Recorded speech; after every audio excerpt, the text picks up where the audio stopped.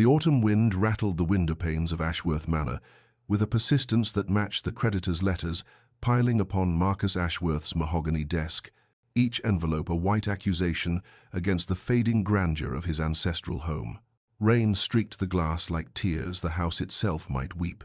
if stone and mortar could mourn their own decline, and Marcus sat in his study, surrounded by the watchful eyes of his forebears, their painted faces gazing down from portraits whose gilt frames had long since tarnished. The fire in the hearth struggled against the draught that seeped through cracks in the ceiling plaster,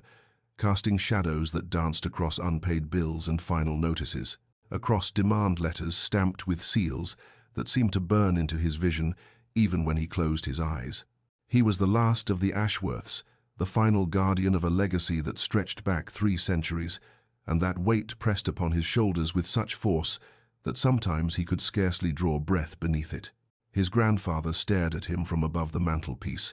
stern and unyielding in his military regalia, a man who had commanded respect and fortune in equal measure,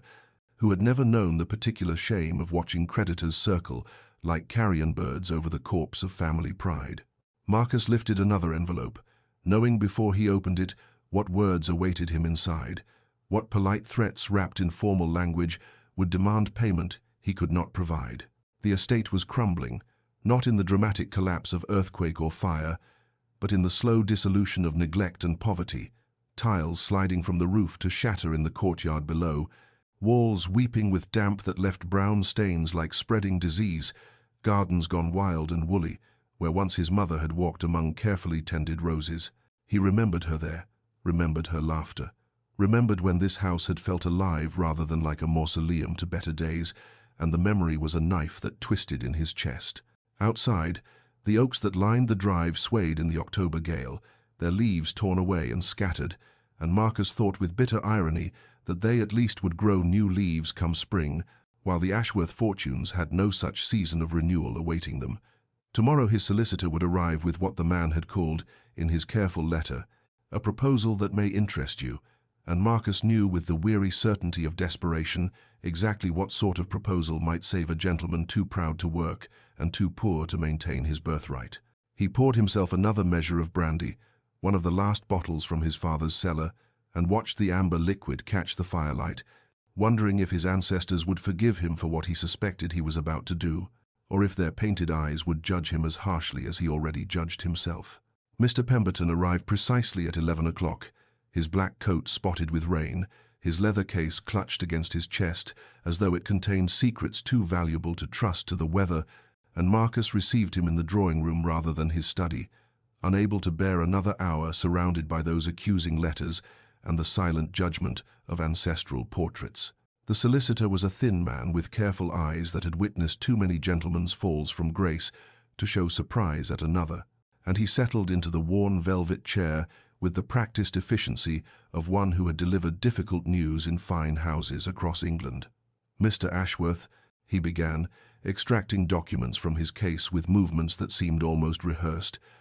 "I have been approached by Mr. Thomas Hartwell, a gentleman of considerable means who has built his fortune in textiles and shipping, regarding a matter of mutual benefit." Marcus felt something cold settle in his stomach, though he kept his expression carefully neutral,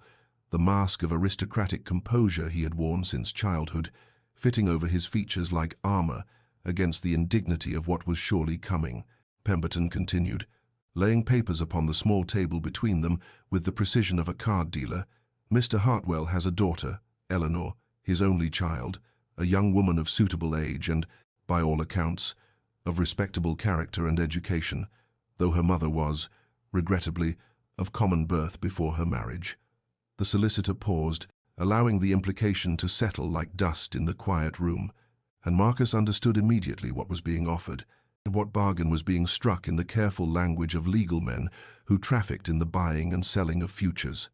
"He seeks," Pemberton said, his voice taking on the tone of one reciting terms already negotiated, "a union that would provide his daughter with the social elevation that his wealth alone cannot purchase, an entrance into society that remains, despite his fortune, firmly closed to those of mercantile origins."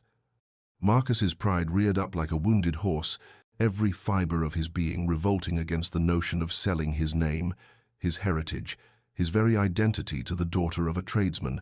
Yet even as disgust rose in his throat, he thought of the roof that leaked in 17 places, of the servants he had dismissed for lack of wages,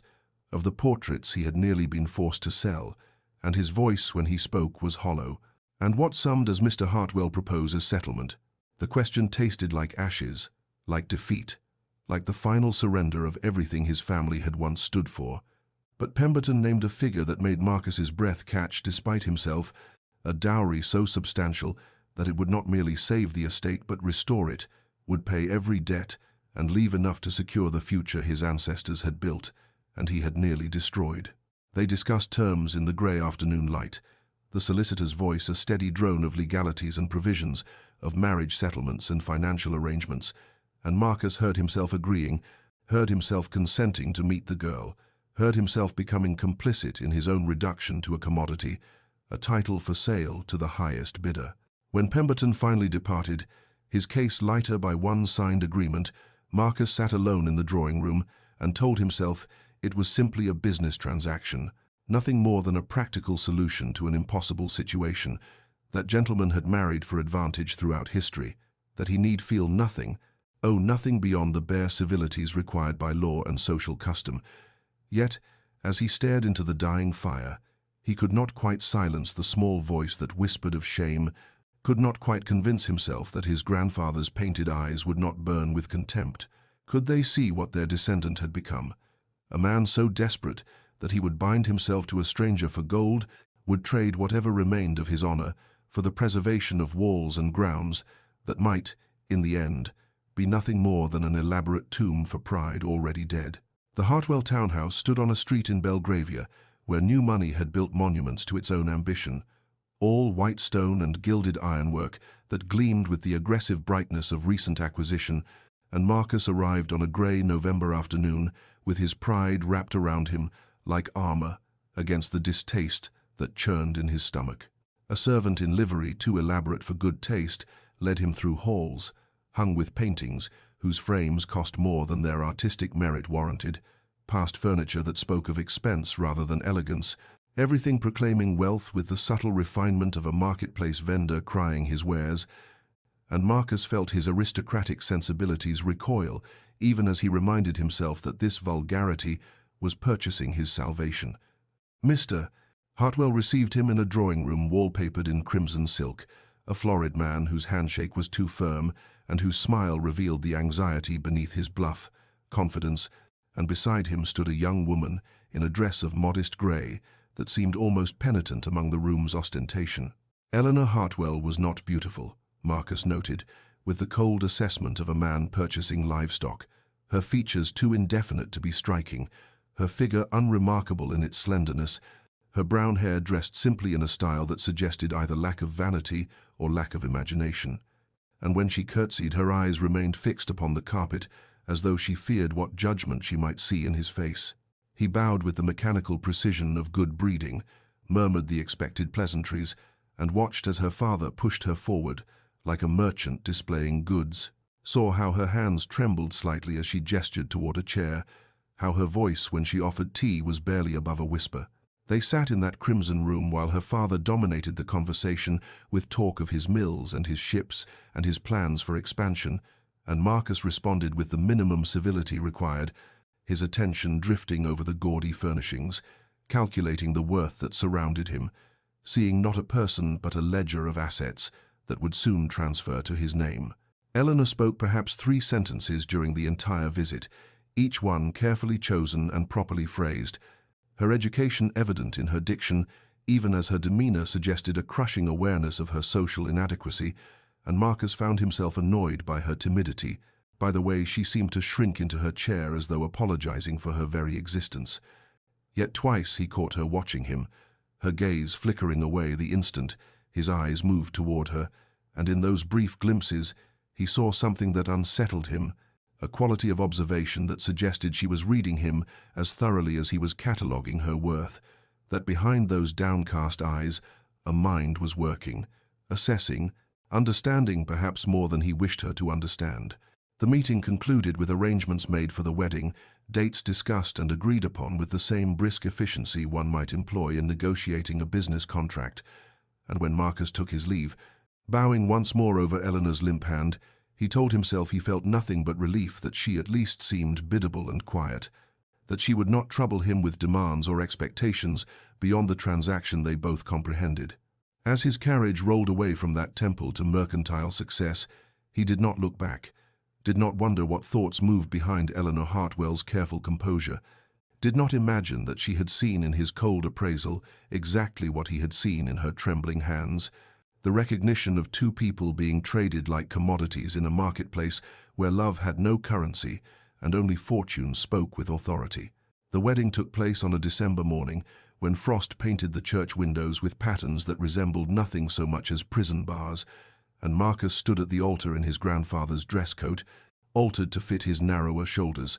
watching the assembled guests with the detached observation of a man witnessing his own execution. Society had come in force, drawn by curiosity and the promise of spectacle, the pews filled with faces he had known since childhood, faces that wore expressions ranging from pity to barely concealed satisfaction at seeing the proud Ashworth brought so low as to marry a merchant's daughter for her dowry, and he met their gazes with the cold indifference that generations of breeding had perfected, his features arranged in a mask of aristocratic composure that revealed nothing of the shame that burned beneath his skin. When Eleanor appeared at the church door on her father's arm, she was dressed in white silk that must have cost a fortune, the gown's elaborate construction speaking of the finest modistes in London, yet somehow the magnificence of the dress only emphasized her plainness, made her seem even more insignificant against its grandeur, a small, pale figure drowning in expensive fabric and her father's ambitions. She walked down the aisle with measured steps, her eyes fixed upon some point beyond Marcus's shoulder, and he watched her approach with the clinical interest of a man appraising property, noting the tremor in her hands that clutched her bouquet too tightly, the unnatural pallor of her cheeks that no amount of powder could warm, the way her breath came shallow and quick beneath the tight bodice of her gown. They stood together before the vicar, two strangers bound by legal documents and financial necessity, and when the ancient words of the ceremony began, Marcus heard them as though from a great distance, his responses automatic and emotionless, the phrases he had heard at countless weddings transformed into something hollow and transactional when applied to his own union. Eleanor's voice when she spoke her vows was barely audible, each word forced through lips that seemed frozen, and Marcus did not look at her, kept his gaze fixed upon the stained glass window behind the vicar's head, unable or unwilling to meet the eyes of the woman he was binding himself to for the remainder of his days. The exchange of rings was performed with the mechanical precision of signing contracts, his fingers cold and steady as he slipped the gold band onto her trembling hand, and when the vicar pronounced them husband and wife, Marcus felt nothing except a distant relief that the performance was nearly concluded, that soon he could retreat behind the formalities of the wedding breakfast and then escape entirely to the solitude he had already determined would characterize their married life. The reception was held in the Hartwell townhouse, that monument to mercantile success, and Marcus moved through the crowd with practiced grace, accepting congratulations with words that meant nothing, watching as Eleanor sat pale and silent beside him at the head table, and around them the whispers circulated like poison. Society's judgment delivered in murmurs behind fans and gloved hands, speculation about how much the merchant had paid for his daughter's elevation, how long the proud Ashworth would tolerate his bought bride, whether the marriage would even be consummated or merely exist as a legal fiction to transfer wealth from one ledger to another. When the interminable celebration finally concluded, and Marcus handed Eleanor into the carriage that would take them to Ashworth Estate, he sat as far from her as the confined space allowed, and in the silence of that journey, broken only by the sound of horses' hooves on frozen roads, neither spoke, each lost in private contemplation of the bargain they had struck, the life sentence they had accepted. And Marcus told himself he felt nothing but satisfaction that the transaction was complete, that his debts would soon be settled, that he need never again face the humiliation of creditors at his door, though somewhere beneath the careful architecture of his self-deception, a small voice whispered of opportunities lost, of bridges burned, of a woman beside him who deserved better than his cold indifference, and who would receive nothing more for all the years that stretched ahead like an endless winter road. The estate appeared through the carriage window as evening descended, its stone facade rising from the winter landscape like a monument to faded glory. The manor house itself still possessing the austere beauty of its Georgian lines, despite the evident decay that showed in crumbling stonework and windows where broken panes had been inexpertly repaired, and Eleanor pressed her gloved hand against the cold glass, studying her new home with an expression Marcus could not read and did not try to interpret. He had said nothing during the final hour of their journey, his silence a wall between them as solid as any constructed of brick and mortar, and when the carriage halted before the entrance, where a handful of servants waited in the gathering darkness, he descended without offering his hand to assist her,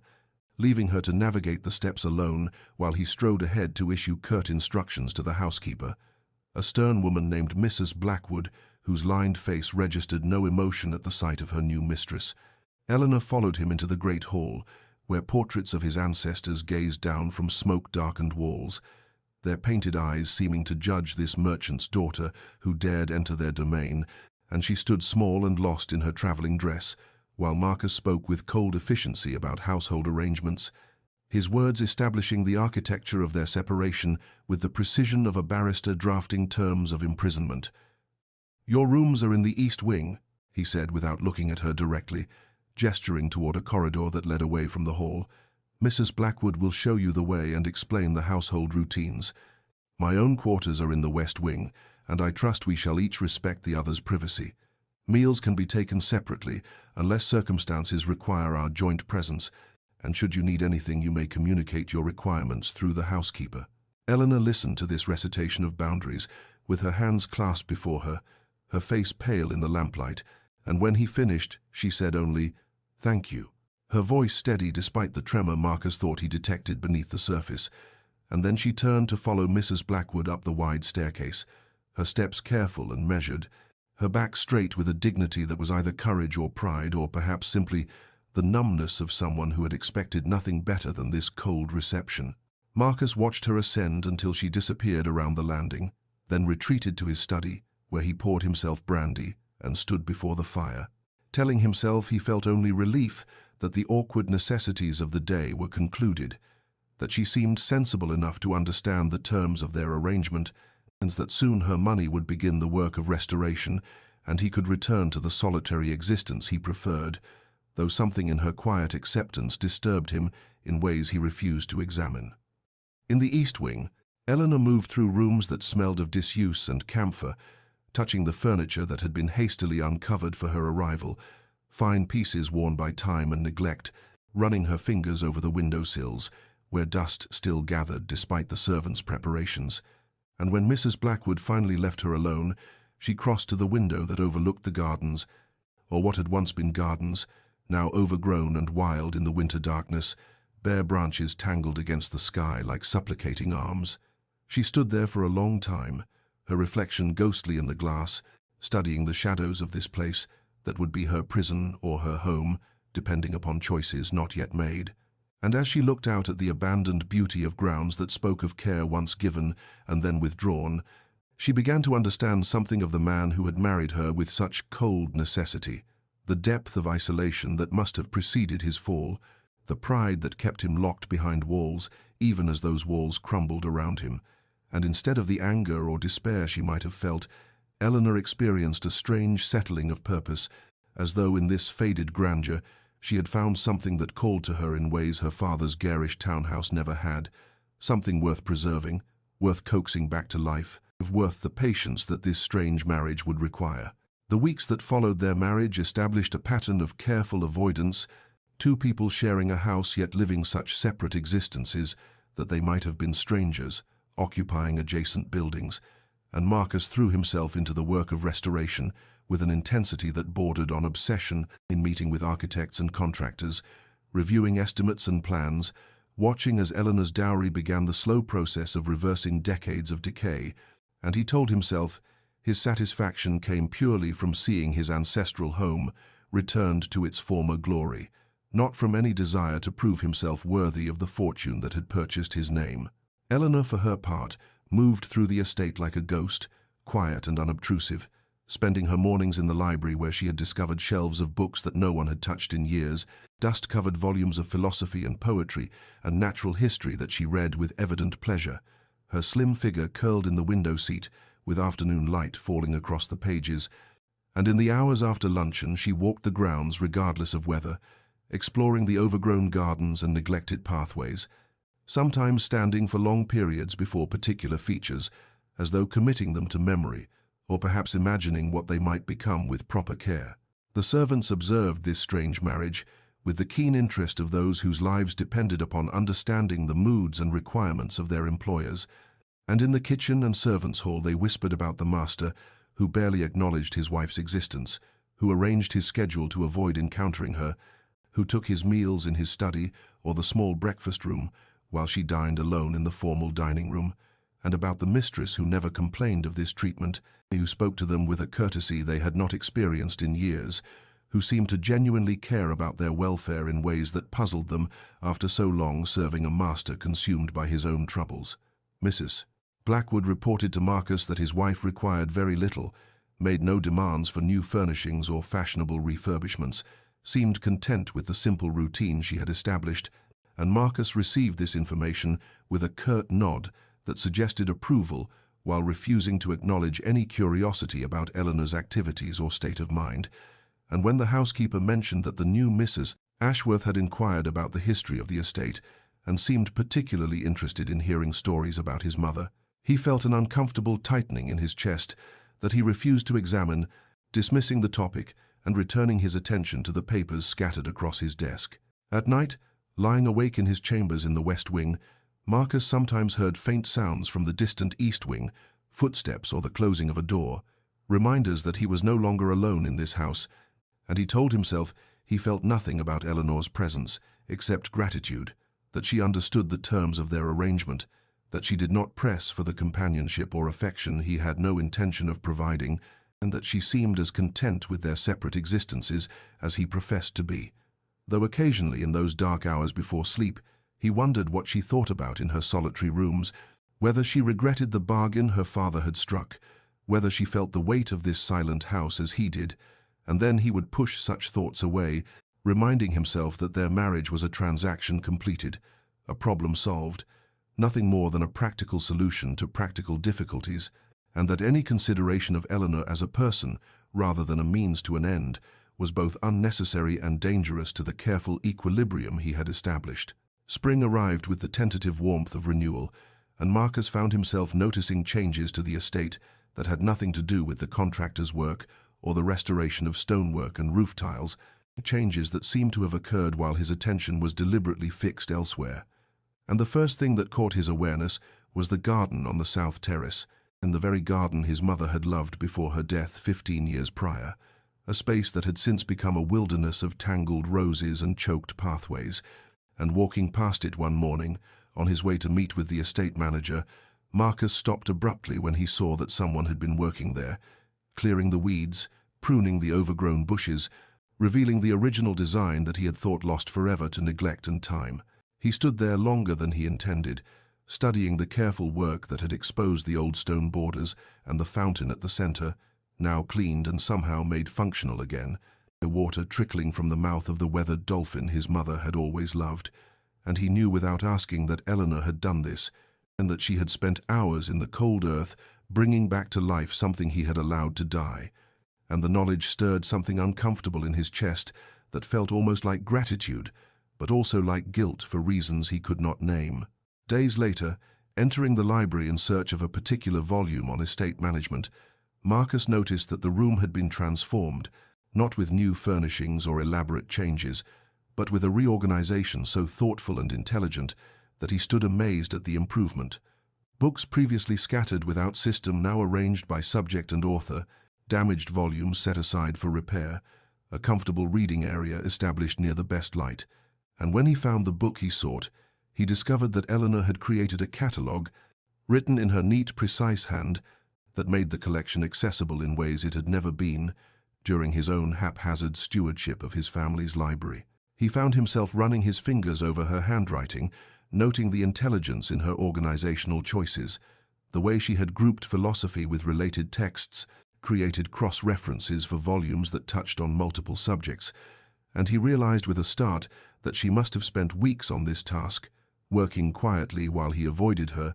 bringing order to chaos without ever seeking acknowledgement or thanks.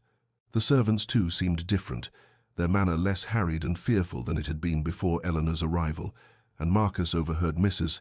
Blackwood speaking with unusual warmth about the new mistress, who asked after the health of the housekeeper's sister in Manchester, who had arranged for the elderly groundskeeper to receive proper medical attention for his rheumatism, who remembered the names of all the staff and spoke to them as though they were people rather than merely servants.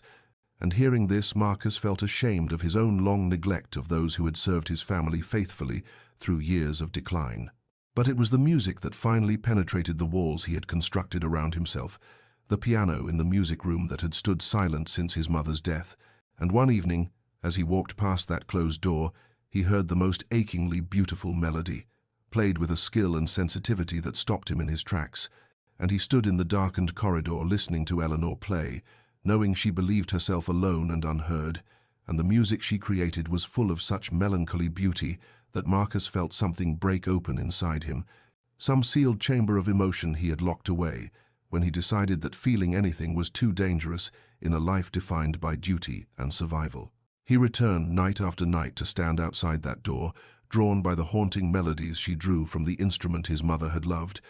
and sometimes he found himself leaning against the wall with his eyes closed, letting the music wash over him, feeling things he had no name for. And once, when Eleanor played a piece his mother had often performed, tears came unbidden to his eyes, and he had to turn away, shaken by the force of grief he thought he had mastered years ago, and by something else too, a dawning awareness that the woman he had married as a transaction, the woman he had barely looked at and deliberately ignored, was transforming his house, and perhaps, though he resisted the thought, transforming him as well, in ways he was only beginning to comprehend. The storm arrived on a May evening with the sudden violence of spring tempests, thunder rolling across the countryside like artillery fire and rain,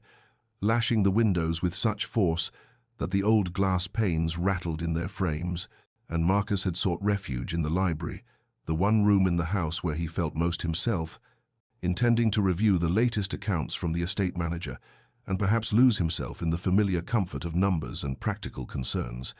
But when he entered, he found Eleanor already there, curled in the window seat with a book in her hands, so absorbed in her reading that she did not hear him enter, and his first instinct was to withdraw, to maintain the careful distance they had preserved for months. But something made him hesitate, perhaps the way the lamplight fell across her face, revealing an expression of such intense concentration,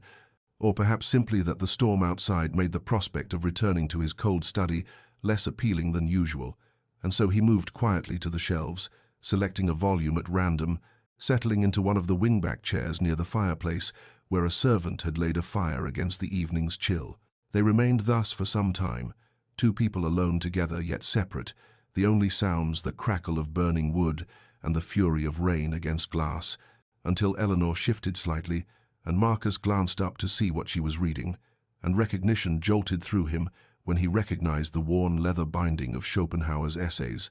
the very volume he himself had been reading just days before. And before he could stop himself, he spoke, his voice rough from disuse in her presence, asking what she thought of Schopenhauer's arguments about suffering and will, and Eleanor looked up with startled eyes, clearly surprised to find she was not alone, a faint color rising in her cheeks as she considered his question with visible seriousness, before answering in her quiet, measured voice that she found the philosopher's pessimism both compelling and troubling, that while she understood his reasoning about the nature of desire and dissatisfaction, she could not fully accept his conclusion that life was essentially suffering. And Marcus found himself leaning forward,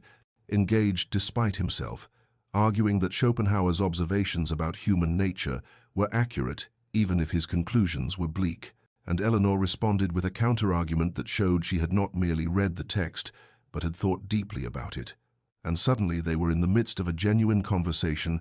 ideas flowing between them with an ease that astonished Marcus, who had assumed that the merchant's daughter would be educated only in the superficial accomplishments deemed necessary for a woman of her class. The discussion ranged from philosophy to literature, touching on questions of free will and moral responsibility, the nature of happiness, and the possibility of meaning in an indifferent universe. And Marcus discovered that Eleanor possessed not only intelligence, but originality of thought, and that she challenged his assumptions in ways that made him reconsider positions he had held for years. And more than once he found himself laughing at some particularly clever observation she made, at the sound strange to his own ears after so long. And he noticed that when she became animated in defense of some idea, her whole face transformed, her eyes bright with passion, her hands gesturing to emphasize her points,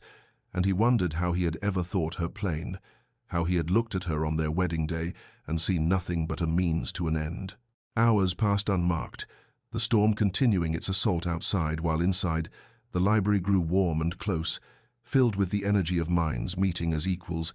And when at last Eleanor glanced toward the window and remarked with surprise that it had grown quite late, Marcus felt a curious reluctance to see the evening end, this unexpected communion that had emerged from chance and weather. And as they rose and bid each other good night with a formality that seemed suddenly absurd after the intimacy of their conversation, Marcus found himself unsettled in ways he could not name, as though some carefully constructed wall had developed a crack, and walking back to his chambers through the dark corridors of the sleeping house, he could not stop thinking about the intelligence in her eyes, the grace of her arguments, the way she had looked at him not with the deference he had expected but with genuine interest and respect. And he lay awake long into the night, staring at the ceiling, feeling that something fundamental had shifted between them, some barrier had been breached, and the certainty he had maintained about the nature of their arrangement, about his own immunity to anything beyond polite coexistence, no longer felt as solid as it had that morning, and the realization brought not comfort, but a strange mixture of anticipation and fear that kept sleep at bay until the first grey light of dawn crept through his windows. The days following that storm-bound conversation in the library brought a subtle but unmistakable shift in the rhythms of the house, and Marcus found himself making choices he would have considered unthinkable mere weeks before, beginning with the simple decision to take breakfast in the morning room rather than his study, a change that meant encountering Eleanor at the start of each day. And though their first shared mornings were marked by awkward silences and overly formal pleasantries, gradually something easier emerged between them, a companionability that allowed for comfortable quiet as well as conversation, and he discovered that she read the newspaper with genuine interest, that she had opinions on matters of politics and economy that were surprisingly well informed, and more than once he found himself asking her view on some issue troubling the estate, and her responses were thoughtful and practical in ways that made him value her counsel. He began to invite her to walk the grounds with him, ostensibly to show her the progress of various repairs and improvements her dowry had made possible, but truly because he found himself wanting her company, wanting to share with her the history of every folly and fountain, every ancient oak and crumbling wall. And as they walked together through the late spring sunshine, he told her stories he had not spoken aloud in years, tales of his childhood racing through these same gardens, of his mother's love for the roses now blooming again thanks to Eleanor's patient restoration, of his father's stern pride and impossible expectations. And Eleanor listened with an attention that felt like a gift, asking questions that showed she understood not just the facts, but the emotions beneath them, the weight of legacy and the loneliness of being the last bearer of an ancient name. Marcus noticed things about her he had been too deliberately blind to see before, the way her whole face transformed when something genuinely amused her, her rare smile breaking through like sunlight through clouds and rendering her not merely pretty but luminous, the grace in her movements as she bent to examine some plant or turned to look back at the house, the intelligence in her eyes that he had somehow mistaken for timidity, and he found himself watching her when he thought she was not aware, studying the curve of her cheek, the delicate strength of her hands, the way she tilted her head when considering some question, and once when she laughed at some story he had told, the sound bright and unguarded, he felt something catch in his chest, a sensation both painful and sweet that he did not dare examine too closely. Dinners became occasions he anticipated rather than endured, the formal dining room seeming less vast and cold when Eleanor sat across from him, candlelight softening her features as they discussed books and ideas, debated questions of philosophy and morality, shared observations about the world with an ease that astonished him, and sometimes he would look up to find her watching him with an expression he could not quite read, something gentle and questioning in her gaze that made him want simultaneously to move closer and to flee. And he realized with a confusion that bordered on panic that the walls he had so carefully constructed around himself, the barriers that had protected him through years of loss and disappointment, were developing cracks he could no longer ignore, fissures through which dangerous feelings were beginning to seep. And though he told himself it was merely gratitude for her improvements to his home, merely appreciation for her intelligence and companionship, some deeper part of him recognized the lie in this reasoning, understood that what he felt was something far more profound and far more terrifying than simple appreciation, something that threatened to transform the careful transaction of their marriage into something real and vulnerable and utterly beyond his control. The discovery came on a June afternoon, when Marcus was reviewing the quarterly accounts in his study, a task that had become almost pleasurable now that the ledgers showed steady improvement rather than the grim descent into ruin he had tracked for years before his marriage. And as he examined the detailed records his estate manager had prepared, he noticed a discrepancy in the household expenditures, a series of payments to the estate workers that exceeded what he had authorized, and curious rather than alarmed, he summoned his steward to inquire about the matter, and the man's uncomfortable shifting and reluctant explanation revealed that Lady Eleanor had been supplementing the workers' wages from her own personal allowance, ensuring that the older servants and those with families received enough to live comfortably. And this revelation led Marcus to investigate further, to request a full accounting of Eleanor's personal finances, and what he discovered in the documents his banker reluctantly provided left him first stunned and then filled with a churning confusion of emotions he could not immediately name. Eleanor had systematically divested herself of nearly everything that remained of her fortune beyond what she had brought as her dowry, transferring substantial sums to charitable institutions for the care of orphans and the indigent, establishing pensions for her father's former employees who had been let go when the merchant business was sold, funding schools for the education of working-class girls, and keeping for herself only the smallest allowance, barely enough to maintain the modest wardrobe she wore and purchase the occasional book. And Marcus sat in his study with these documents spread before him, his hands trembling slightly as he tried to comprehend what she had done and why, and the questions burned through him with an intensity that demanded immediate answers. And so he went to find her, his footsteps quick and hard against the marble floors, and he discovered her in the morning room where she sat, writing letters in the afternoon light, and she looked up at his entrance with a smile that faltered when she saw his expression, the papers he held clutched in his hand. He asked her, his voice tight with an emotion he could not control, if the accounts were accurate, if she had truly given away nearly everything. And Eleanor set down her pen with hands that remained remarkably steady, and confirmed that yes, she had disposed of her remaining wealth as she saw fit. And when he demanded to know why she would do such a thing without consulting him, without even informing him of her intentions, she looked at him with eyes that held both sadness and a quiet strength that he had come to recognize as quintessentially hers,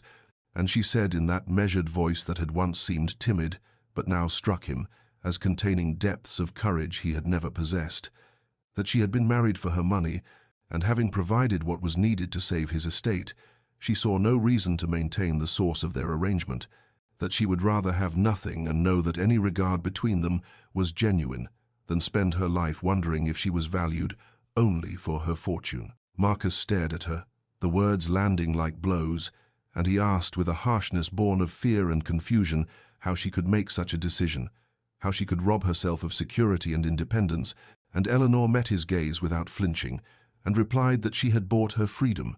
that wealth had bound her to a marriage of convenience, and by divesting herself of it, she had removed the chains from both of them, and that he was free now to regard her as a person rather than a transaction,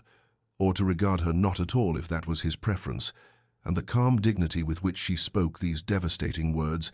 the pain he could see beneath her composure, left Marcus unable to respond, and he stood there in the doorway with the afternoon light streaming past him, holding the evidence of her extraordinary act, and he felt as though the ground had shifted beneath his feet, as though everything he thought he understood about their marriage, about Eleanor herself, about his own carefully maintained emotional distance, and had been revealed as illusion,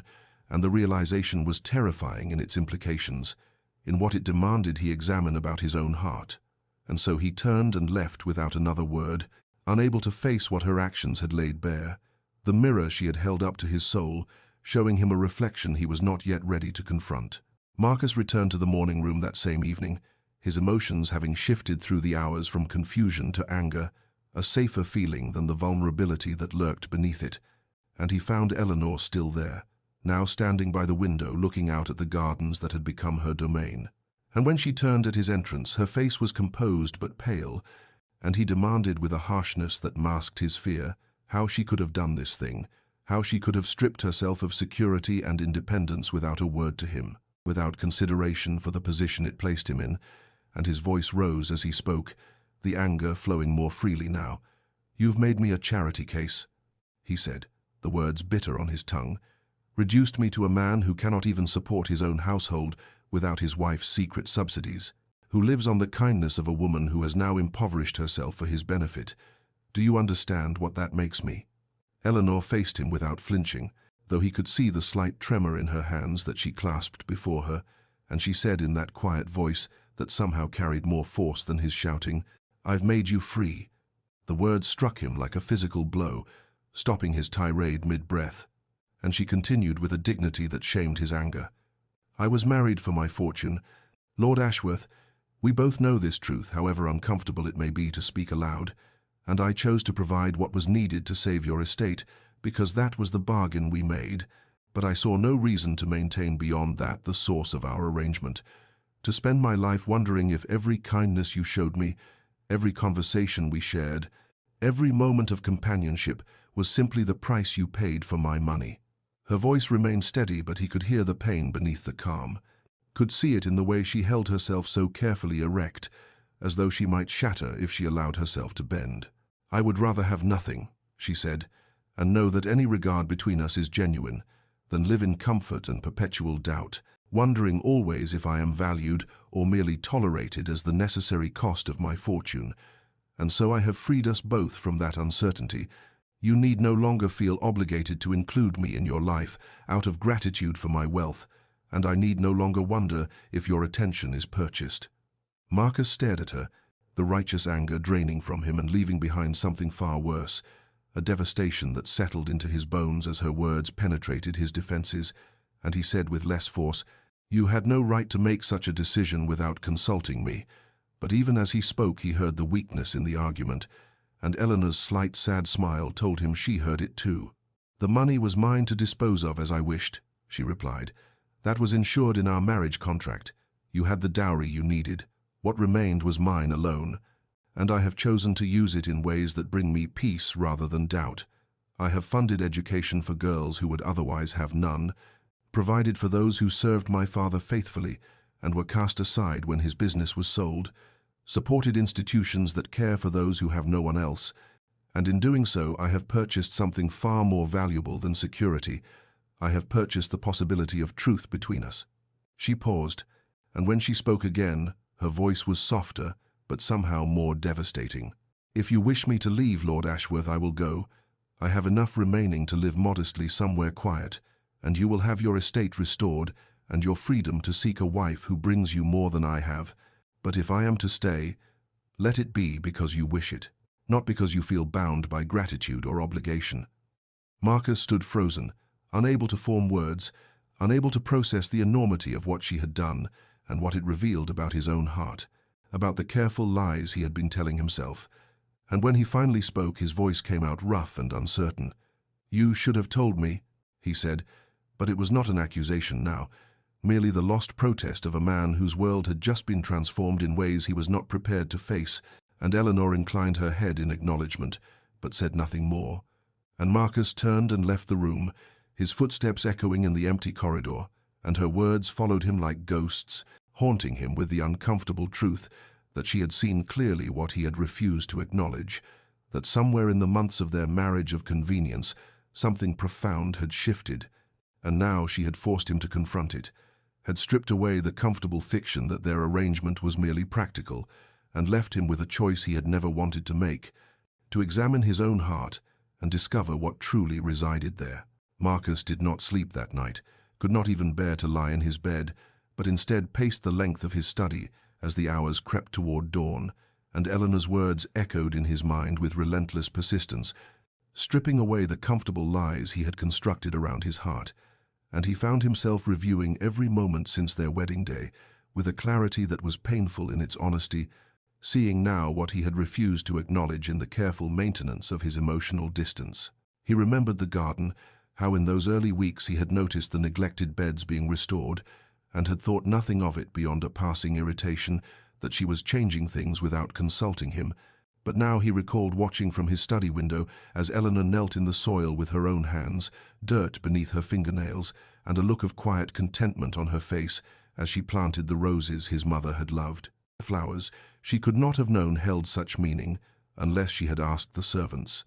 Had cared enough to learn what would bring him some small measure of comfort, even when he barely acknowledged her existence. He remembered the library, how he had been surprised to find it reorganized, but had merely accepted the improvement without considering the hours of labor it must have required, the intelligence and care evident in the new system that somehow made every volume more accessible while honoring the collection's history. And he thought now of finding her there so many evenings, curled in a chair with a book, and how he had begun to seek out those same books afterward, reading passages she had marked with careful pencil annotations that revealed a mind of remarkable depth and sensitivity. He remembered the music, those haunting melodies that had begun to fill the empty halls in the evenings, how he had stood outside the music room, listening to her play with a skill that spoke of years of dedicated practice, and how the pieces she chose were always melancholic and beautiful, and how he had found himself drawn to that doorway night after night, standing in the shadows, listening to her pour her loneliness into the keys, and he had never once acknowledged her gift, never thanked her for bringing beauty back into a house that had been silent for so long. He remembered the servants, how their demeanor had changed in the months since Eleanor's arrival, how they smiled more readily and moved through their duties with renewed purpose, and he had attributed it to the improved finances, to the security of regular wages, now that the estate was solvent again. But he understood now that it was Eleanor's kindness that had transformed them, her genuine interest in their lives and welfare, her quiet dignity that commanded respect without demanding it, and he thought of her supplementing their wages from her own small allowance, and felt shame burn through him at his earlier anger. He remembered their conversations, those increasingly frequent evenings when they had dined together and talked of philosophy and literature and the running of the estate, how she had listened to his opinions with genuine interest and offered her own thoughts with a diffidence that had seemed charming, but which he now recognized as the careful self-protection of someone who expected to be dismissed, and how, despite that caution, she had challenged his assumptions with arguments so well-reasoned he had found himself actually changing his mind on matters he had considered settled, and how those intellectual sparring matches had become the highlight of his days, though he had never admitted it even to himself. He remembered her smile, so rare in those early months and growing gradually more frequent, and how it transformed her face in a way that made his breath catch, and how he had begun to seek out ways to earn that smile. Small acts of consideration, he told himself, were merely courtesy, but which he now recognized as the unconscious courtship of a man falling in love, despite his determination not to feel anything at all. And with that thought, that word he had not allowed himself to think, Marcus stopped his pacing and stood frozen in the center of his study as the truth crashed over him with devastating force. He loved her, loved Eleanor, not her fortune but the woman herself, the quiet strength and hidden depths, the kindness and intelligence and courage that had been there all along waiting for him to have the wisdom to see it, and he had fallen in love with her so gradually, through so many small moments accumulated over months, that he had not recognized the transformation of his own heart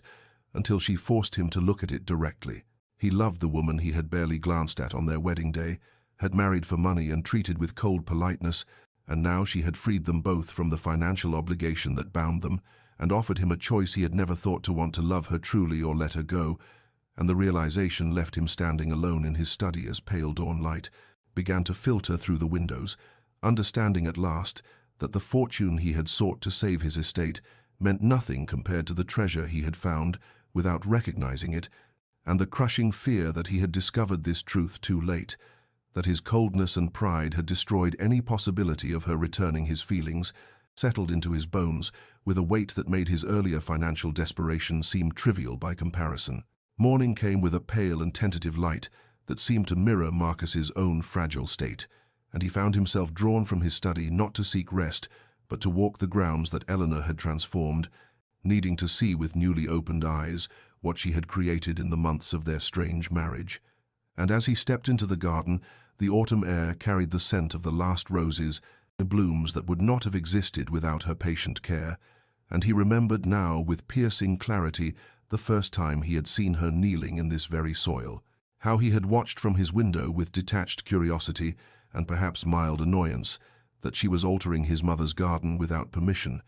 But she had not been altering it, he understood now, and she had been restoring it,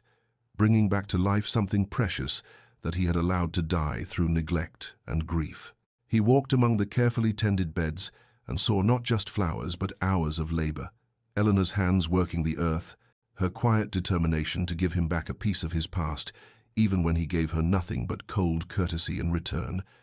And he touched the petals of a rose his mother had particularly loved, a deep crimson variety that Eleanor could only have known to plant if she had asked the elderly gardener, who remembered, if she had cared enough to learn the history of this place and honor it, and the tenderness of that gesture, the thoughtfulness it revealed, made his throat tight with an emotion he had forbidden himself for so long. He continued walking, seeing the garden paths she had cleared, the stone bench she had restored where his mother used to sit on summer evenings, and he could picture Eleanor there in the fading light, perhaps thinking of her own lost family, her own displacement, and finding some comfort in creating beauty from abandonment. And he realized she had been so alone in those early months, as alone as he had been, but without even the cold comfort of pride to sustain her, merely the knowledge that she was unwanted except for the fortune she brought. And yet she had met that loneliness not with bitterness, but with grace,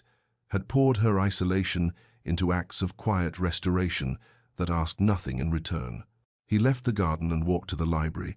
letting himself into the familiar room where he had spent so many hours, and he saw it now, as Eleanor had arranged it.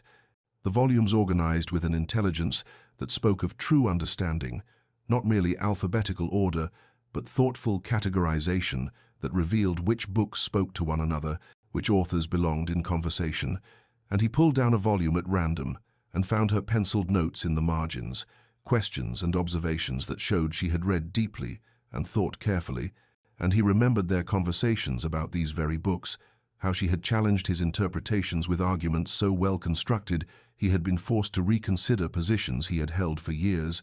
and how those intellectual exchanges had become something he anticipated with an eagerness he had refused to name. He moved through the house, seeing her presence everywhere, in the way the morning room now caught the light through curtains she had replaced, in the fresh flowers that appeared regularly in the hall, and in the small acts of care that had made this cold monument into something approaching a home again. And he understood with devastating clarity that she had given him far more than money. She had given him life, and had breathed warmth back into rooms that had been mausoleums to his family's faded glory, had filled silence with music and conversation, and had offered him companionship and intelligence and kindness when he had given her nothing but the shell of a marriage. And the weight of that gift, the generosity of it, settled into his chest like a physical ache. He returned to his study and stood before the portrait of his mother, seeing in her painted face a gentleness he had forgotten, and he thought she would have loved Eleanor. He would have recognized in her the strength that wore no armor, the courage that needed no loud proclamation, and he spoke aloud to the portrait, as he had not done since childhood, saying, "I have been a fool. Mother, I have had treasure in my house and called it merely transaction. I have been given grace and responded with coldness, and now I fear I have discovered my heart too late." And the painted eyes seemed to look at him with a sadness that understood both failure and the possibility of redemption. And Marcus knew then what he must do, though the doing of it terrified him more than any financial ruin ever had,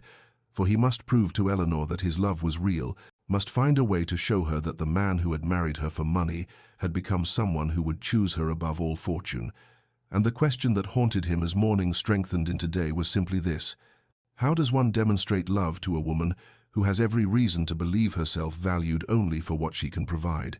And how can a proud man humble himself enough to deserve a second chance he has done nothing to earn? Marcus found Eleanor in the morning room, pale autumn light falling across her face as she sat with her hands folded in her lap.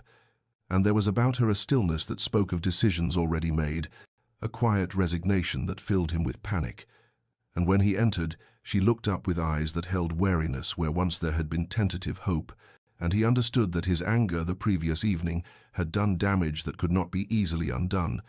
had confirmed for her what she had perhaps always suspected, that she was valued only for what she could provide, and now that she had removed that value, she expected to be discarded. He approached with uncertain steps, this man who had always moved through the world with aristocratic confidence, and found himself fumbling for words that had never come easily to him, words of feeling rather than transaction, and what emerged was awkward and insufficient. "Eleanor, we must speak of what transpired yesterday," he began, and she inclined her head with a formality that cut him, and he continued, "I spoke in anger, and I regret the harshness of my words," but even as he said it, he knew it was not enough, was merely the shell of an apology without the substance she deserved, and he saw her fingers tighten almost imperceptibly in her lap. She responded with the quiet dignity that had become her armor. "You had every right to be angry, my lord. I acted without consulting you in matters that concerned the estate, and I understand if you feel I have overstepped." And the distance in her voice, the return to formal address after months of using his given name, told him how thoroughly she had retreated behind her defenses, and he wanted to cross the space between them and take her hands in his, but did not know if he had any right to such intimacy, if he had ever truly earned it. He tried again, with more honesty this time. "It was not anger at your actions, but at myself, at my own, at the realization that I have." But the words tangled in his throat, these feelings he had suppressed for so long, refusing to take coherent shape. And he saw confusion flicker across her face, perhaps the faintest spark of something that might have been hope, and he pressed forward clumsily. "You have given me far more than I ever gave you, and I have been ungrateful, and I wish." But wish for what? He did not know how to say, did not know how to bridge the chasm his pride had created. Eleanor rose then, and there was about her movements a finality that terrified him, and she said softly, "I think it would be best if I returned to my father's house for a time, to give us both space, to consider what arrangement would be in most suitable going forward." And the word arrangement struck him like a physical blow, this return to the language of their beginning, this reduction of what they had become to mere contractual considerations, and he realized with awful clarity that she was preparing to leave, was offering him the escape he had once thought he wanted, and the prospect of her absence, of this house without her quiet presence, was suddenly unendurable. He spoke then without thinking, without the careful construction of words he had always employed. "Please don't go." And the rawness in his voice surprised them both. "I cannot. I do not wish you to leave." And she turned to face him fully,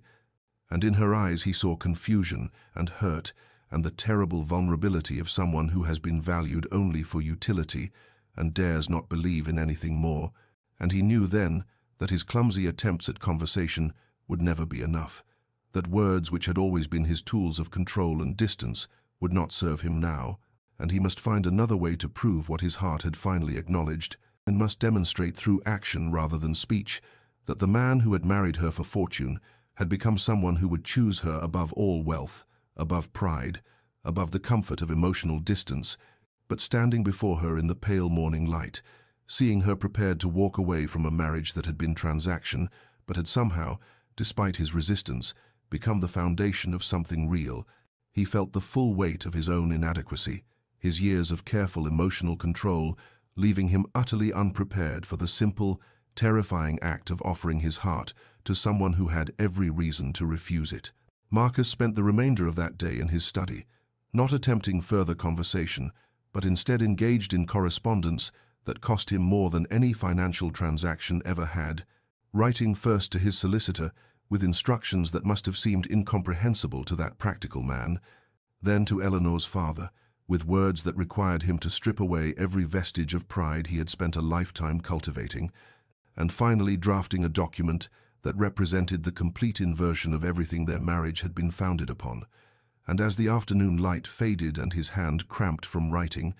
He looked at what he had created and felt the terror of a man standing at the edge of an abyss, with no certainty of what lay below, only the knowledge that remaining where he stood was no longer possible. The following morning he requested Eleanor's presence in the library, that room which had witnessed their first real conversation and which seemed somehow appropriate for what he must now do. And when she entered with cautious steps and guarded eyes, he gestured to the chair across from his desk with a formality that belied the trembling in his hands, and she sat with the quiet composure she wore like armor, waiting for him to speak, perhaps expecting dismissal or some new coldness, certainly not prepared for what he was about to offer. He slid the document across the desk to her, his voice steady though his heart hammered against his ribs. "I have prepared this for you to read, Eleanor. It concerns the terms of our marriage and your freedom to determine your own future." And he watched her unfold the pages with hands that shook slightly, saw her eyes move across the legal language that his solicitor had drafted under protest, terms that offered her complete release from their marriage if she desired it, the return of her entire dowry to her personal control, and a settlement that would provide for her independently for the remainder of her life, all of it legally binding and requiring nothing from her but her signature should she choose to accept. She read in silence while he sat across from her, forcing himself not to look away, not to retreat into the emotional distance that had always been his refuge. And he watched the color drain from her face as she understood what she was holding,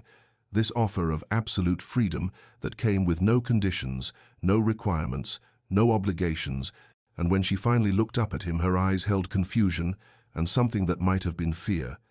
and she said with a voice barely above a whisper, "I do not understand, Marcus. You are offering to dissolve our marriage entirely." He leaned forward then, abandoning the safety of his desk, and spoke with a raw honesty that felt like tearing open his own chest. "I am offering you a choice, Eleanor, the choice you never had when your father and I arranged this marriage between us.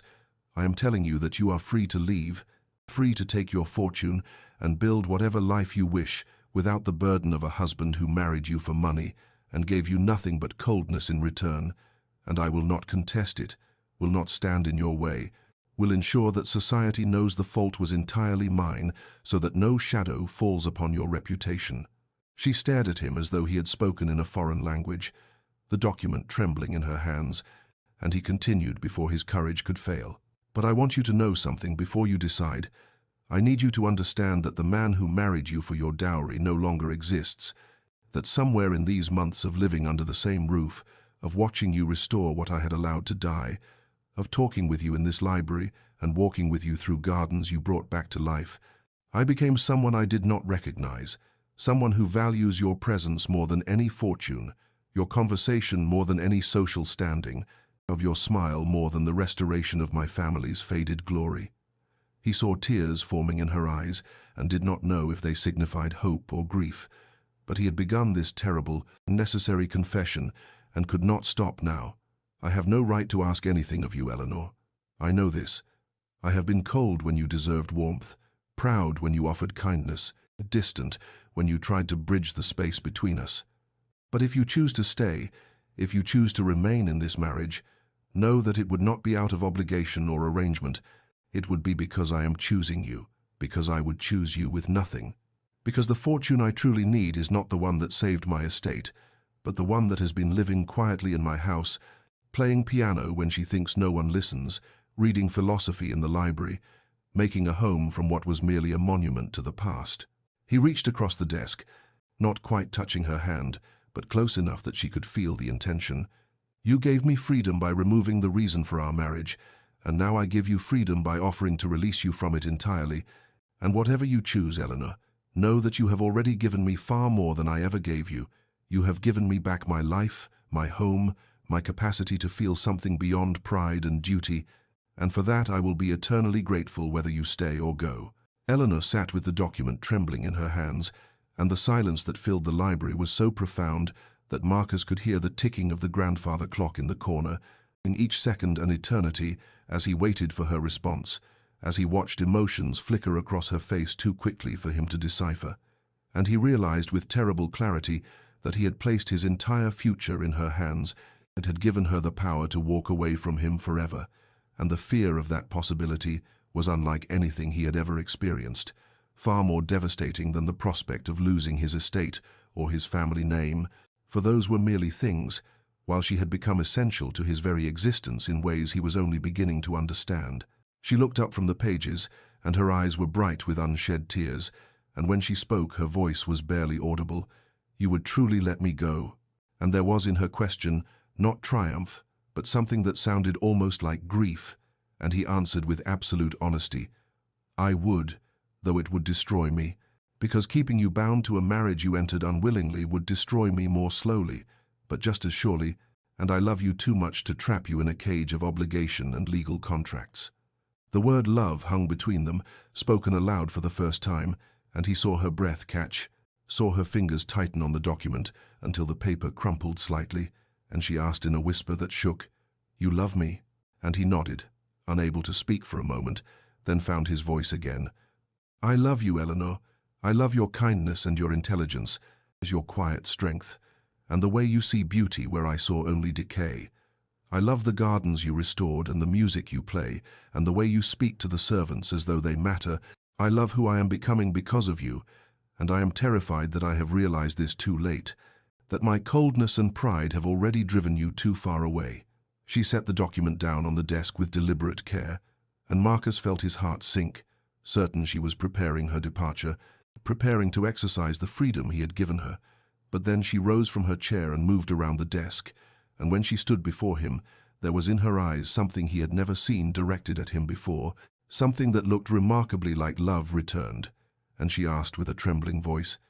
"And if I choose to stay?" And the question hung in the air between them, weighted with possibility, with the chance for something neither of them had dared to hope for when they spoke their vows in that cold ceremony months ago. His breath caught in his throat, and he stood from his chair, standing before her close enough now that he could see the tears beginning to spill down her cheeks,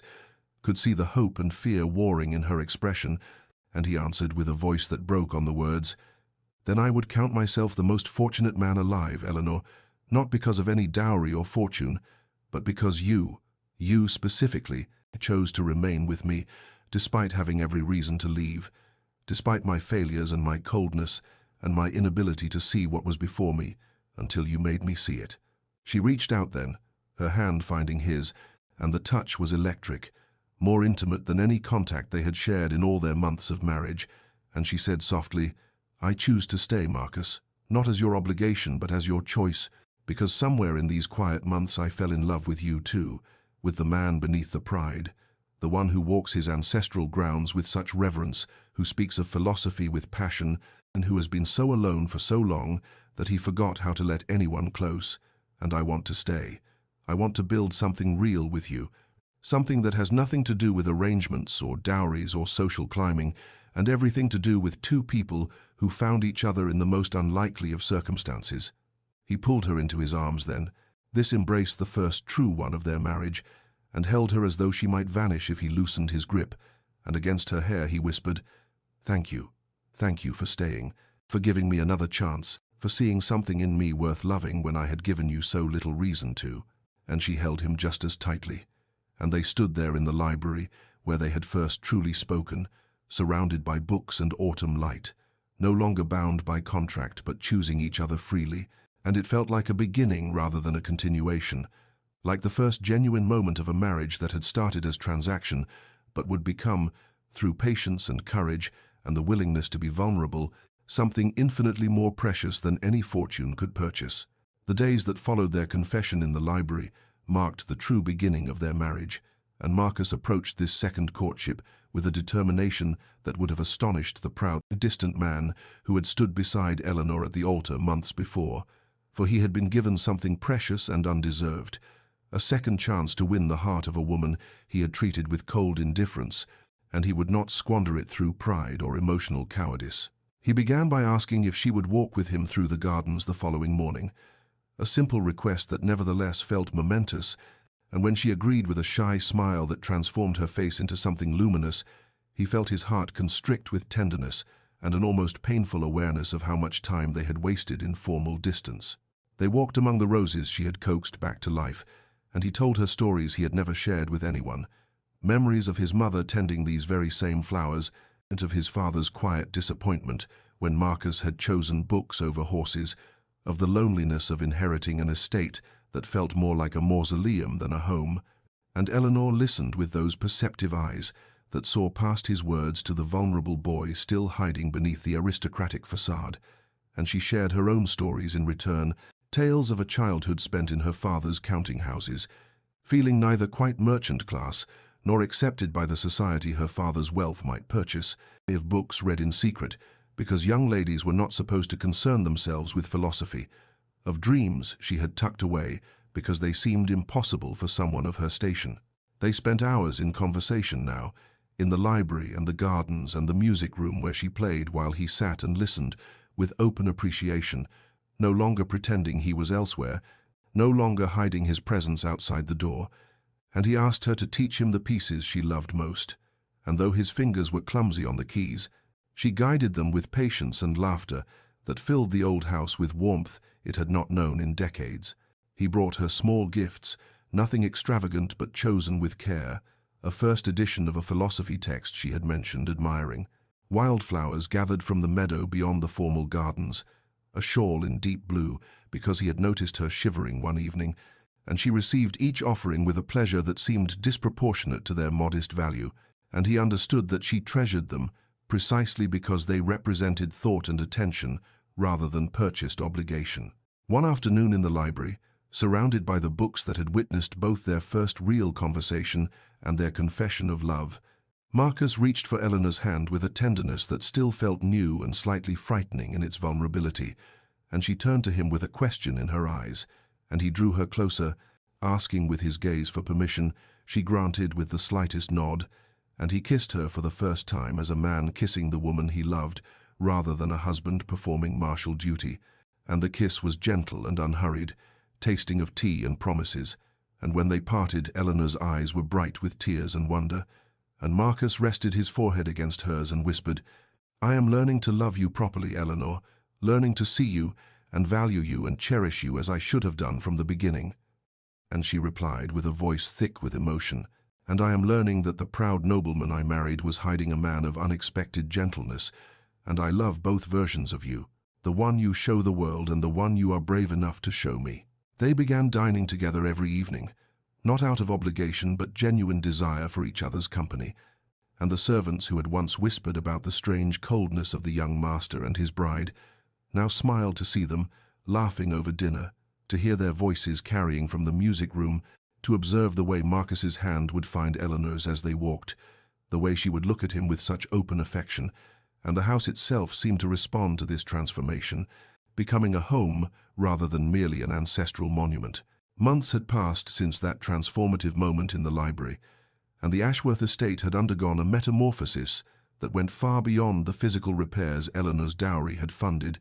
for the true restoration was one of spirit and purpose, a breathing of life into halls that had forgotten warmth, and Marcus and Eleanor had become not merely husband and wife bound by legal contract, but genuine partners who worked side by side in the restoration of both property and souls. The morning routine had evolved into something Marcus cherished with an intensity that still sometimes surprised him, for he would wake now in the rooms they shared, their separate quarters abandoned months ago, and he would watch Eleanor in the early light, her hair loose around her shoulders,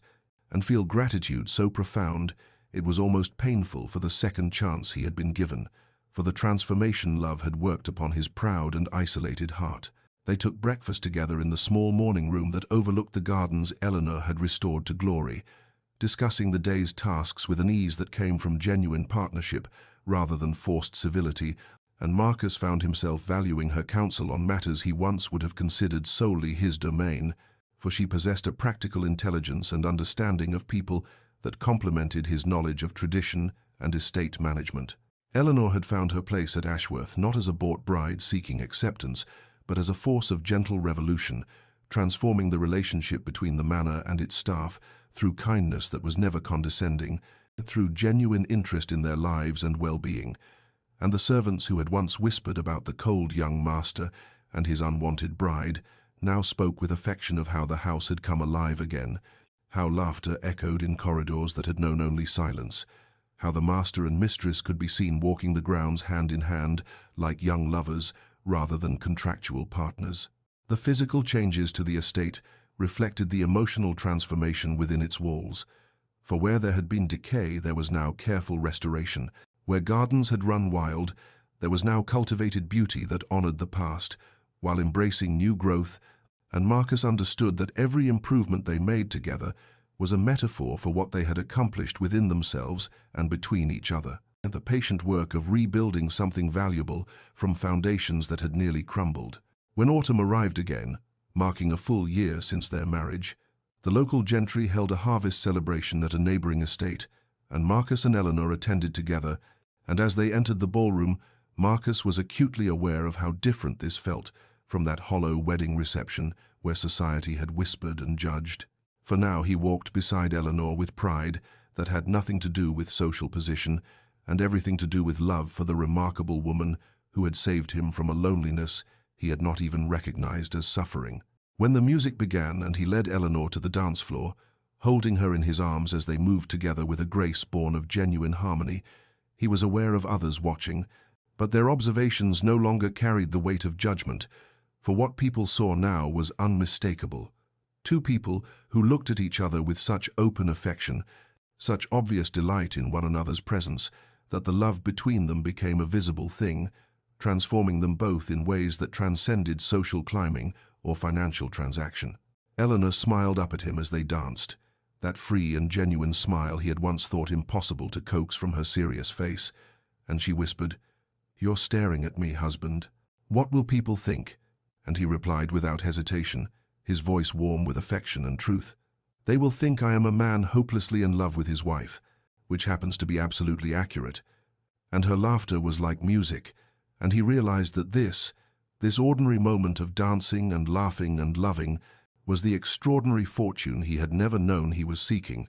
the wealth that could not be counted in pounds or properties, but only in the quiet transformation of two lonely souls who had found in each other not just companionship, but a reason to believe that even arrangements born of desperation could, through patience and courage and the willingness to truly see one another, become something infinitely more precious than any transaction could purchase. 3 years had passed since that cold autumn day when Marcus Ashworth had stood in his study, surrounded by unpaid bills and crushing desperation, and the transformation that had occurred in those years extended far beyond what any ledger could calculate or any society matron could have predicted. For the estate that had once seemed a crumbling monument to faded glory now flourished, with a vitality that spoke of careful stewardship and genuine love, and the couple who had begun their marriage as strangers bound by financial necessity had become something far more precious, partners in every sense, bound by affection that deepened with each passing season. On a golden afternoon in early autumn, Marcus and Eleanor walked through the gardens that had become a testament to their collaboration, the roses blooming in profusion thanks to Eleanor's continued devotion and Marcus's newfound appreciation for the beauty of growing things, and between them toddled their daughter Catherine, not yet 3 years old, with her mother's serious eyes and her father's dark curls, and in Eleanor's arms rested their infant son Thomas, barely 6 months old, and already showing signs of his father's strong will in the way he clutched at the world with determined fists. Marcus watched Eleanor as she knelt to help Catherine examine a particularly vibrant bloom, her movements easy with the unconscious grace of motherhood, and he felt the familiar swell of gratitude and wonder that still struck him at unexpected moments. Gratitude that she had chosen to stay when he had offered her freedom. Wonder that this quiet woman with downcast eyes had proven to possess a strength and depth that had not merely saved his estate, but had saved him from a lifetime of proud isolation. The house behind them stood restored to beauty through their joint efforts and careful management, no longer relying solely on Eleanor's dowry but on intelligent investment and genuine partnership. For Eleanor had proven to have her father's head for business combined with a compassion he had lacked, and she had guided Marcus in transforming the estate from a drain on resources into a productive enterprise that honored tradition while embracing practical innovation, and together they had created something sustainable, not through wealth alone, but through vision and collaboration. Catherine called out with delight as a butterfly landed near her, and Marcus swept her up in his arms, spinning her until she shrieked with laughter, and Eleanor watched them with a smile that transformed her face, no longer the tentative expression of a woman uncertain of her welcome, but the free and joyous smile of someone who knew herself beloved. And when Marcus met her eyes over their daughter's head, the look that passed between them carried the weight of 3 years' accumulated tenderness. Countless small moments of choosing each other, of building something real from the ashes of what had begun as merely mercenary arrangement. They had become fixtures at local society gatherings, no longer the source of whispered speculation about merchant daughters buying titles, but rather admired as a couple whose genuine affection was evident in every interaction, whose partnership extended beyond the ballroom into the practical management of a thriving estate, whose children were being raised with both aristocratic heritage and the values of kindness and industry that Eleanor had brought from her merchant background. And Marcus found he cared nothing for what society thought. As long as Eleanor smiled at him across the dinner table, as long as their children grew healthy and loved, as long as he woke each morning beside the woman who had taught him that fortune came in forms he had never imagined in those desperate days when he had agreed to marry a stranger for her dowry. As the sun began to set, painting the gardens in shades of amber and gold, Marcus gathered his family close, Eleanor leaning against his shoulder with Thomas drowsing in her arms, Catherine chattering about the butterfly and the flowers and asking if they might pick some for her room. And in this simple moment of domestic peace, Marcus understood with perfect clarity that he had found the fortune he never knew he was seeking. Not in Eleanor's dowry or the restoration of his estate, but in the transformation of 2 lonely souls who had been brave enough to see past pride and fear and financial transaction to discover that love, when given freely and received with gratitude, was the only wealth that truly mattered, the only inheritance worth passing to the children who would carry forward not just the Ashworth name, but the legacy of what their parents had built together through patience and courage and the willingness to begin again. Evening descended upon Ashworth Estate with the gentle grace of autumn twilight, painting the sky in shades of lavender and gold, and as Marcus and Eleanor stood together on the terrace watching their children play in the gardens below, Catherine chasing fireflies, while Thomas took his unsteady first steps on the lawn under a nursemaid's watchful eye, there was a quality of peace in the moment that felt almost sacred, a quietness that spoke of journeys completed and transformations fully realized. And Marcus reflected on how far they had traveled from that desperate day when he had agreed to marry a stranger for her fortune, how the man who had seen Eleanor as nothing more than a transaction had been transformed into someone who understood that the greatest wealth was standing beside him, holding his hand as they watched the life they had built together unfold before them in the laughter of their children and the beauty of gardens restored and a home made warm again through love rather than obligation. Dear listener, perhaps you have heard this story and recognize something of your own struggles within it, for who among us has not at some point looked at life through the narrow lens of necessity, seeing only what we think we need rather than what we might discover if we opened our hearts to possibility. And Marcus and Eleanor's journey reminds us that love cannot be purchased or arranged or forced into being through contracts and dowries, but it can be discovered in the most unexpected places if we are brave enough to look beyond our pride and fear and truly see the person standing before us. The lesson their story teaches is not that arranged marriages lead to happiness, but rather that transformation is always possible when we choose vulnerability over protection, when we risk seeing and being seen, when we understand that real value lies not in wealth or position or social standing, but in the courage to connect with another human soul in all its complexity and beauty. And this truth applies not merely to romantic love, but to every relationship we navigate in this uncertain world, every moment when we must decide whether to maintain our walls or risk the discomfort of genuine connection. Consider how often we make Marcus's mistake, seeing people as functions rather than fully realized beings, as solutions to our problems rather than individuals worthy of our attention and care. And consider, too, how often we are like Eleanor, quietly present in situations where we are not truly valued, hoping that patience and kindness might eventually be recognized, and the courage it takes to demand more, to insist that we be chosen freely rather than accepted reluctantly, to risk losing what little we have in the hope of finding something real. Their story reminds us that pride and fear are the enemies of love, that assumptions blind us to what is before us, that the treasures we seek are often already present, if only we would stop looking past them toward some imagined fortune, and that the willingness to begin again, to admit we were wrong, to choose differently, is never wasted, even when it requires us to sacrifice our carefully constructed defenses and step into the unknown territory of authentic emotion. So as you go about your days, dear listener, encountering people you might dismiss too quickly, facing relationships that seem merely transactional or convenient, remember Marcus and Eleanor. Remember that transformation happens not in grand gestures, but in the accumulation of small moments of genuine seeing, of patient presence, of choosing connection over comfort, and that the fortune you seek might already be present in your life, waiting only for you to recognize its value and claim it with the courage of someone willing to love freely rather than fearfully. May you find the strength to see beyond surfaces to the depths beneath. May you discover in unexpected places the connection your soul has been seeking. May you know the peace that comes from choosing love over pride and vulnerability over protection.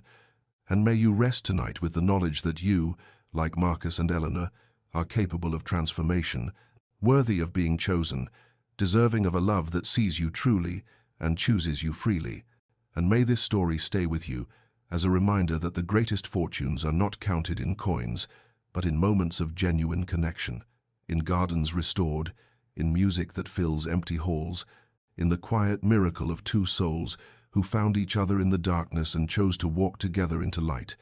And if this story has touched your heart, please share it with someone who might need its message. Subscribe to our channel for more stories of transformation and hope. And remember always that love, when given freely, is the only wealth that truly matters, the only inheritance worth leaving, the only fortune worth seeking in this brief and precious life we share.